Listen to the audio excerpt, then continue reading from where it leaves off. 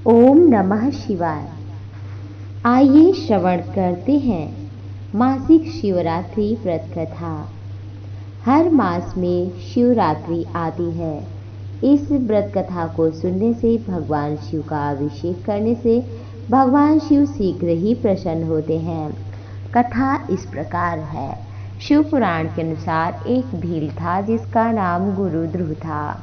वह गुरु ध्रुव जीवों की हत्या करता था। एक बार उसे कोई हत्या करने को जीव जब ना मिला, तब फिर वो जंगल निकल पड़ा।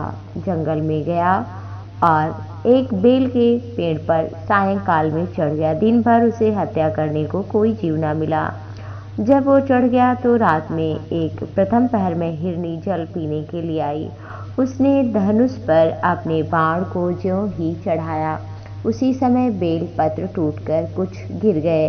बेल के पेड़ के नीचे था भगवान शिवलिंग का स्वरूप स्थित।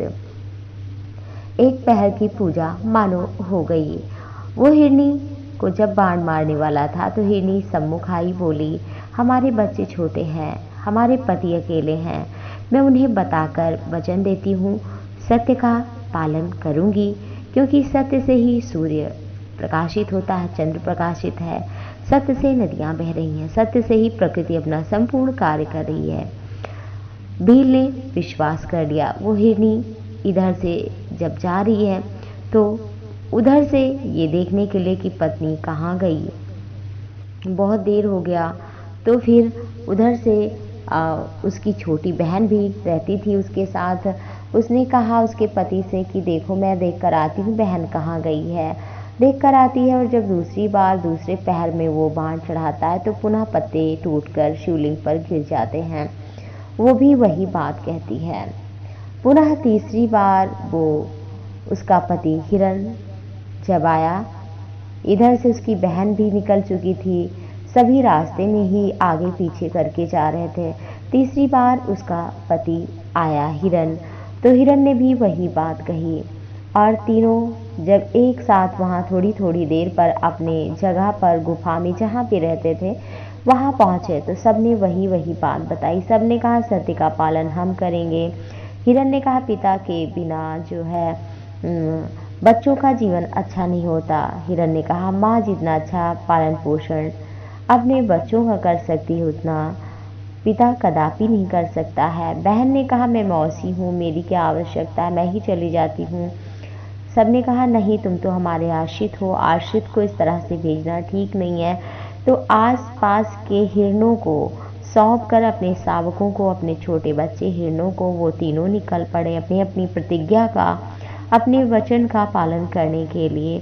और चौथा प्रहर प्रारंभ हो गया था। बच्चों ने सोचा जब हमारे माता, हमारे पिता, हमारी मौसी इस संसार में नहीं रहेंगे तो हम क्या करेंगे। वो भी छुपते छुपाते पीछे पीछे चले आए और जब देखा कि तीन तीन जन आ रहे हैं तो वो भील बड़ा प्रसन्न हो गया और धनुष पर ज्यों बाण चढ़ाया, कुछ पत्ते पुनः टूटकर शिवलिंग पर चौथे प्रहर में गिर गए। और उस दिन शिवरात्रि था।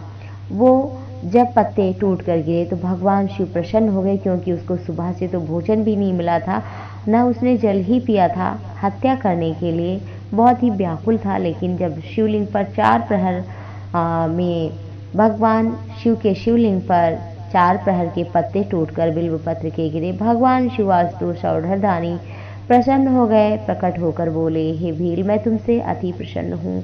अनजाने में ही सही तुमसे भगवान शिव मेरी उपासना तूने की है तो ये निष्फल कभी नहीं होगी। कहा वर मांगो। वो नीचे उतर कर आया, चरणों में गिर पड़ा और भगवान शिव को देखकर उसके सभी अशुभ संस्कार मिट गए, उसे दिव्य ज्ञान हो गया। उसने कहा हे भोलेनाथ, मैंने जन्म जन्म का पाप किया है, मुझे आपके दर्शन हुए, इससे श्रेष्ठ और क्या मेरे लिए हो सकता है।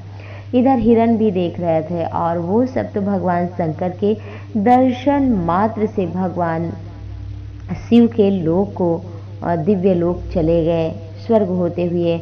और इधर जो भील था उसे भगवान शिव ने कहा तू कुछ काल तक स्वर्ग में निवास करके पुनः तू सिंहबेरपुर का राजा बनेगा निषाद राजगुरु। परमात्मा परब्रह्म परमात्मा भगवान श्री राम तेरे पास आएंगे, तुझे अपना मित्र कहकर बुलाएंगे और तू फिर मेरे परम धाम को आ जाएगा। इस तरह से शिवरात्रि व्रत पर जो भी कोई अनजाने से भी शिव की उपासना आराधना कर लेता, उस पर प्रसन्न हो जाते हैं। तो जो सचमुच श्रद्धा भक्ति भाव से महाशिवरात्रि व्रत या मासिक शिवरात्रि व्रत को करता है, उस पर भगवान शिव अति प्रसन्न होते हैं। इस दिन भगवान शिव को दूध, दही, घी, शहद, मिष्ठान जल, गंगा जल इत्यादि से स्नान कराएं। बिल्व पत्र, शमी पत्र, काला तिल और बिना टूटा अक्षत, चावल इत्यादि, धूप दीप नैवेद्य, ऋतुफल इत्यादि समर्पित करें। नाना प्रकार के स्तोत्रों से पाठ करें, उनके चरणों में प्रणाम करें और अपनी मनोकामना की पूर्ति के लिए उनसे बारंबार प्रार्थना करें और अपनी गलती के लिए भी प्रार्थना करें। उनकी परिक्रमा करें, रात्रि में उनका कीर्तन करें। इससे महादेव अवश्य ही प्रसन्न होते हैं। और सावन का महीना तो विशेष है। आप सभी को सावन की बहुत बहुत हार्दिक शुभकामनाएं। आप सभी पर देवादिदेव महादेव भगवान शिव शंकर की अपार कृपा बनी रहे। ओम नमः शिवाय। नमः पार्वती पतये। हर हर महादेव।